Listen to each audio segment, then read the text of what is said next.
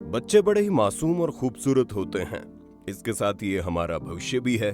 लेकिन हम में से कुछ लोग इनके साथ क्या करते हैं, आज के इस वीडियो में आप देख ही लेंगे। लेकिन अगर सिर्फ आंकड़ों की बात करें तो 73,178 बच्चे केवल साल 2019 में गायब हुए। एनसीआरबी के आंकड़े कहते हैं कि देश में हर 8 मिनट में एक बच्चा गायब हो जाता है, अपने माता पिता से बिछड़ जाता है। अपनों से दूर होकर ये बच्चे कहां जाते हैं और इनका क्या होता है? ये तो तय है कि ये बच्चे जितना सुखी माँ बाप के साथ रहते हुए हो सकते थे, इनका बचपन वैसा बिल्कुल नहीं बीतेगा। सिग्नल पर भीख मांगने वाले, किसी अपराधी गैंग का मेंबर बनने वाले, बाल यौन शोषण का शिकार होने वाले, ह्यूमन बॉडी ऑर्गन तस्करी करने वालों का शिकार होने वाले और सबसे भयानक कैनाबलिज्म यानी नर भक्षण शिकार होने वाले बच्चे। मुझे यकीन है इस इंट्रो को जिसने भी देखा होगा उसकी रूह कांप गई होगी। लेकिन ये हमारे समाज की वो सच्चाई है जिसे हम में से हर कोई नहीं जानता। हमारे आज के वीडियो में आखिर तक बने रहना। हम लेकर आए हैं एक ऐसा दिल दहला देने वाला मामला। ये मामला साल 2005 में सामने आया, जब अचानक नोएडा के निठारी पुलिस स्टेशन में बच्चों और महिलाओं के मिसिंग की कंप्लेंट बढ़ने लगी। लेकिन अथॉरिटी ये सोचकर इन कंप्लेंट को इग्नोर करने लगी कि पेरेंट्स बच्चों की उम्र को जानबूझकर कम बता रहे हैं। ये सभी बच्चे बालिग हैं और अपनी मर्जी से घर छोड़कर गए हैं।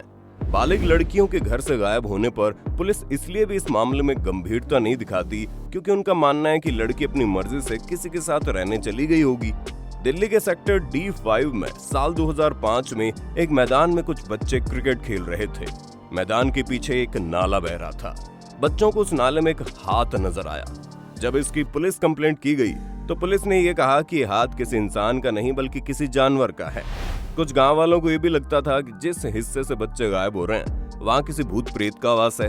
ये घटना 7 मई साल 2006 की है, जब 26 साल की एक लड़की पायल अपने घर नहीं लौटी और उसके पिता नंदलाल पुलिस में कंप्लेंट करने का डिसीजन लेते हैं। वो निठारी पुलिस स्टेशन पहुंचे और उन्होंने कहा उनकी बेटी मनिंदर सिंह पंडेर के घर गई थी, फिर वहां से वापस नहीं आई। उन्होंने पुलिस को यह भी बताया कि उनकी बेटी ऑटो से मनिंदर सिंह पंडेर के घर गई थी। जब अपनी बेटी के बारे में पूछताछ करने के लिए पंडेर के घर गए तो उनके घरेलू नौकर सुरेंद्र कोहली ने बताया कि वो पायल के बारे में कुछ नहीं जानता। लेकिन निठारी पुलिस ने इस मामले को भी गंभीरता से नहीं लिया और नंदलाल पुलिस स्टेशन के चक्कर लगाने लगे। थक हार कर वो कंसर्निंग एएसएसपी के पास पहुंचे और उनके पास शिकायत की। जब पायल के फोन की लास्ट लोकेशन ट्रेस की गई तो पता चला उसकी आखिरी लोकेशन मनिंदर सिंह पंडेर के घर की है। इसके बाद पुलिस ने पायल की कॉल रिकॉर्ड ट्रेस की और ये पता चला कि घटना वाले दिन से एक रात पहले पायल ने सुरेंद्र कोहली से बात की थी, जबकि सुरेंद्र कोहली ने पायल के पिता से साफ साफ झूठ बोल दिया था कि वो पायल के बारे में कुछ नहीं जानता। इसके बाद पुलिस ने फाइनली सुरेंद्र कोहली को अरेस्ट कर लिया, लेकिन बंगले के मालिक मनिंदर सिंह पंडेर ने उसकी बेल करा ली क्योंकि पुलिस के पास सिवाय उस कॉल रिकॉर्ड के और भी कोई एविडेंस नहीं था। अक्टूबर महीने में नंदलाल इस मामले को लेकर कोर्ट पहुंचे। 29 दिसंबर साल 2006 को नोएडा के निठारी गांव में इस मामले की परतें खुलनी शुरू हुई क्योंकि इसी दिन सेक्टर 31 के बंगला नंबर D5 के पीछे बहते नाले में प्लास्टिक के बैग में ह्यूमन स्केलेटन मिले।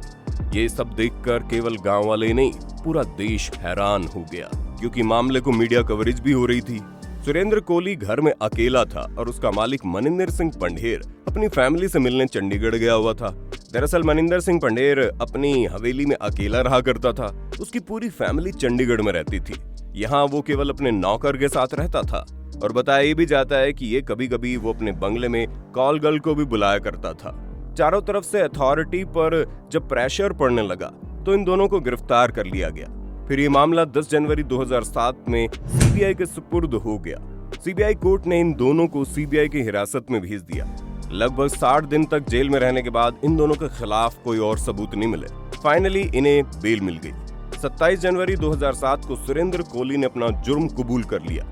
इसके बाद सुरेंद्र कोहली ने बताया वो कैनाबलिज्म से भी घिनौना था। जो फैक्ट सामने आए उसके according 9 female children, 2 male children, 4 वयस्क महिलाएं सुरेंद्र कोहली की घिनौनी मानसिकता का शिकार बनी। सुरेंद्र कोहली ने बताया वो किसी न किसी तरीके से इन सभी को बहला फुसलाकर बंगला नंबर D5 के भीतर ले गया, जहां उसने उनकी हत्या की और उनकी डेड बॉडी के साथ रेप किया। उसके बाद डेड बॉडी को बाथरूम में ले गया, उनके शरीर के टुकड़े टुकड़े करके उनकी बॉडी पार्ट को किचन में पका कर खा गया। और जो कुछ बचा उसे प्लास्टिक में पैक करके नाले में फेंक दिया। सीबीआई ने अपनी जांच में पुलिस सिस्टम पर प्रश्न खड़े कर दिए। उन्होंने बताया कि मनिंदर सिंह पंढेर निठारी के चौकी इंचार्ज सिमरनजीत को रेगुलर बेसिस पर रिश्वत दिया करता था।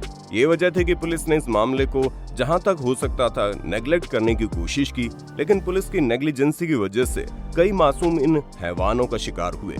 मगर पुलिस समय रहते एक्शन ले लेती तो ऐसा हो सकता था कुछ लोगों की जान बच जाती। इस लापरवाही के लिए सरकार ने 2 सदस्यों की टीम को नोएडा भेजा। एक एसपी, एक एसएसपी, 3 चौकी इंचार्ज और एक सर्कल इंचार्ज को सस्पेंड किया गया। साल 2007 में महिला एवं बाल विकास मंत्रालय की टीम इस केस की जांच करने के लिए निठारी पहुंची। इस दौरान नोएडा के चीफ मेडिकल ऑफिसर ने अपने ऑब्जर्वेशन में बताया कि डेड बॉडीज पर जो कट लगाए गए थे वो इस तरफ इशारा करते हैं कि शायद इन डेड बॉडीज के ऑर्गन निकाले गए हों। ये पूरे फैक्ट बॉडी ऑर्गन ट्रैफिकिंग की तरफ इशारा करते थे। जब सीबीआई ने इस पूरे मामले की जांच मानव अंग तस्करी के एंगल से की, काफी डीप इन्वेस्टिगेशन के बाद भी सीबीआई इस तरफ से कोई सबूत नहीं जुटा पाई। कोर्ट में सुरेंद्र कोहली ने अपना कोई वकील नहीं किया था, बल्कि वो अपना पक्ष खुद ही कोर्ट के सामने रख रहा था। इस मामले का फैसला 10 दिसंबर साल 2009 को आया और अदालत ने 14 साल की लड़की रूपा हालदार के रेप और हत्या के जुर्म में इन दोनों अपराधियों को मौत की सजा सुनाई। मामले के ऊपर जब अपील की गई तो इलाहाबाद कोर्ट ने मनिंदर सिंह पंढेर को अपराध मुक्त घोषित कर दिया, जबकि पंढेर के नौकर सुरेंद्र कोहली की सजा बरकरार रखी। आगे चलकर सुरेंद्र कोहली की भी सजा लाइफ सेंटेंस में कन्वर्ट हो गई। साल 2017 में सीबीआई कोर्ट ने इन दोनों को एक बार फिर पिंकी सरकार की हत्या और बलात्कार के जुर्म में मौत की सजा सुनाई। सुरेंद्र कोहली को 16 जनवरी 2021 में निठारी मामले में कुल 16 अलग अलग केसेस में दोषी पाया गया, जबकि मनिंदर सिंह पंढेर को दोष मुक्त घोषित कर दिया गया। कोहली को 13वें मामले में बरी कर दिया गया क्योंकि उनके खिलाफ बायोलॉजिकल एविडेंस में कमी पाई गई। इस केस के सभी मामलों में अदालत का फैसला आ चुका है। आज दोनों अपराधी डासना जेल में अपने किए की सजा काट रहे हैं। सारे के सारे सबूत सुरेंद्र कोहली को 16 मामलों में मजबूती से अपराधी साबित करते हैं, लेकिन उसका कोई भी कनेक्शन मनिंदर सिंह पंढेर से सीबीआई नहीं ढूंढ पाई। कोर्ट ने मनिंदर सिंह पंढेर को इलीगल ट्रैफिकिंग के केवल एक मामले में दोषी पाया, लेकिन पीड़ितों के रिश्तेदारों के एक्विजिशन पर गाजियाबाद कोर्ट ने पंढेर को 5 और मामले में दोषी माना। मंदिर के वकील देवराज सिंह ने गाजियाबाद कोर्ट में ये बात कही कि 5 मामले ऊपर की अदालत में लंबित है, केवल एक मामला इस कोर्ट में बकाया है। जिन ऑफिसर ने सुरेंद्र कोहली को इन्वेस्टिगेट किया, उनका कहना था कि इस मामले में सुरेंद्र कोहली को कोई गिल्ट भी नहीं था, बल्कि वो ये भी कहते थे कि इसे देखकर लगता नहीं कि ये व्यक्ति ऐसा घिनौना अपराध कर सकता है। सुरेंद्र कोहली ने बताया कि उसका मालिक कॉल गर्ल को साथ में लेकर आता था, वो अपने मालिक और लड़कियों के लिए खाना बनाया करता था।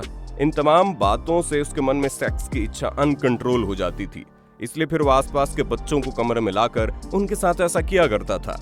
जिस दौरान ये घटनाक्रम घटित हुआ उस समय उस क्षेत्र में लगभग 50 बच्चे गायब हुए, लेकिन केस केवल 16 बच्चों के मामलों में दर्ज हुआ।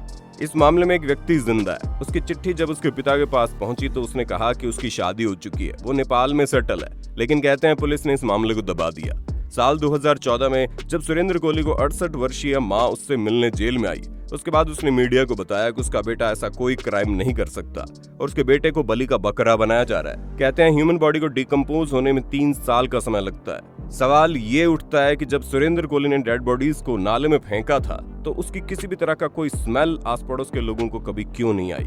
इस मामले में कई ऐसे सवाल हैं जिनके जवाब अभी तक नहीं मिले। इस पर नेटफ्लिक्स और बीबीसी पर एक डॉक्यूमेंट्री बनाएगी। इस मामले में मनिंदर सिंह पंढेर को इनोसेंट दिखाने की कोशिश की गई है।